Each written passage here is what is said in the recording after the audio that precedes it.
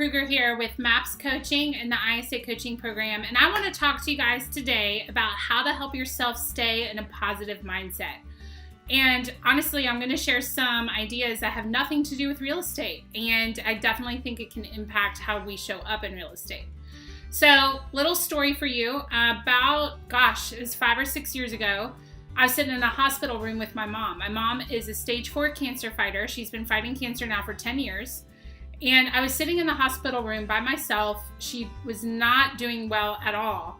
And I was feeling completely overwhelmed. And quite frankly, I had a really bad attitude. I was sitting there and I'm like, I don't like this. This is not a good plan. I was complaining about it. I was just in a pretty terrible mood. And honestly, who can really blame that, right? If you've ever sat in the hospital with somebody you love, it's hard to stay in a positive mindset. And as I was sitting there in just a foul mood, I started thinking about something somebody told me a long time ago, and they said it's really hard to stay in a bad mood when you're exercising thankfulness.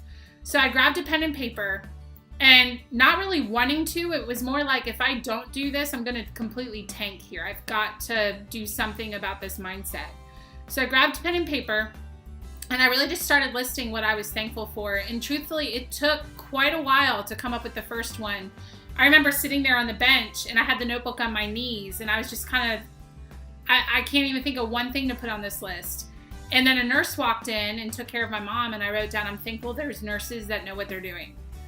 And then I thought about it a little while longer, and in less time, the second thing came to me. I'm thankful that I have a chair to sit on. I don't have to stand up. And they were really just super basic things, because it was hard to think of anything other than basic things in that moment. Yet, the longer the list got, the faster it came. And I ended up having 2 full pages of things I was thankful for. Things from, I'm thankful how God's worked in my life. I'm thankful my mom is still here. Things I was thankful for that had nothing to do with the current situation, just things in general about life I was thankful for. But it all started with a really bad attitude and a pen, piece of paper, and what in the world can I possibly think of to be thankful for right now?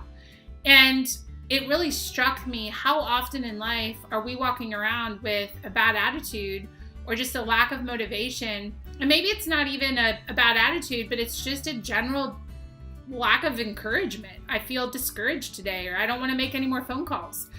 And how much could it help our mindset if we started practicing the attitude of thankfulness? So I actually now have in my phone, I one day was at work and feeling the same way, not nearly as extreme as I was in the hospital, but I was like, man, I'm just struggling with my mindset today to stay in a good spot. So I pulled out my phone and I started a list on my iPhone, and it just says why I'm thankful for what I do. And I started making a list, and it was the same thing where at first, because I was just not in the best frame of mind that day, it was a little slow in coming out. And I now have over 21 things on that list, things that I'm thankful for about my current role and what I'm doing. So I really want to pass that on to you guys. It's not so much a sales technique or here's a language pattern for you, yet I certainly think mindset can impact everything we do in our day, including how we show up to our clients. So if you ever find yourself in a place where you're struggling to pull yourself into a positive mindset, or maybe you're having a negative view about what you're currently doing, I challenge you, grab a pen and paper and just start writing what to be thankful for. Even if it's slow coming, I'm confident that if you start with just one thing on that list, the second thing will come easier, and then the third thing will come after that, and before you know it, you'll probably have a pretty good list going. I keep that list on my phone so that if I have another day where I'm just like, oh man, I feel like it's not really the best day today, I can pull out the list and remind myself of the positive things. There's way more positive than there are negative, and it's good to remember that and see it in writing. So hopefully this tips help you guys with having a positive mindset despite what's going on around you.